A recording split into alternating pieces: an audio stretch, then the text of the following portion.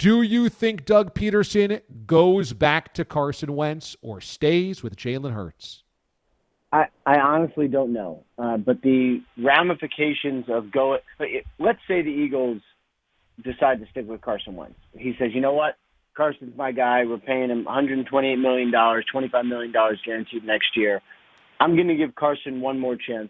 What happens? They have a terrible half. Okay, they've had a lot of bad halves. And then he replaces him at halftime, and then that's the ballgame, right? That's really not a horrible outcome. I mean, they continue to play bad, which they've done, and then he makes the change. If they go to Jalen Hurts before the game, just make a change, straight up make a change, that's it. That's everything. Carson is done as a starter.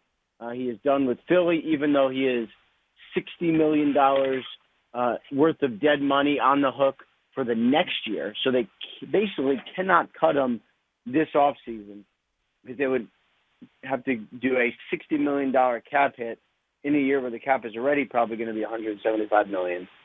The safer route, I would say, is to have Carson play one more start and see if he can get out of it. But I don't know. I mean, it's money-wise, it is just as crushing as any contract we've seen in a very, very long time for the Philadelphia Eagles.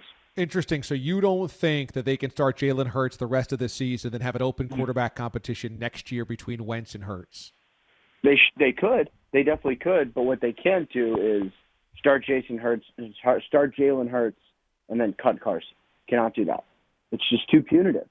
$60 million in dead cap money if they cut Carson Wentz. So, I mean, yes, they could make him the most expensive backup in football, then go into next year and, have Carson be the backup. I guess that's possible.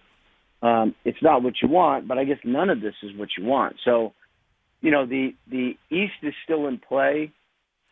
So theoretically, you should do what you can to win, which, I mean, I don't even know. Is that playing Jalen Hurts? I mean, how ready is he? I don't know. I mean, there's a lot more questions than answers in Philly.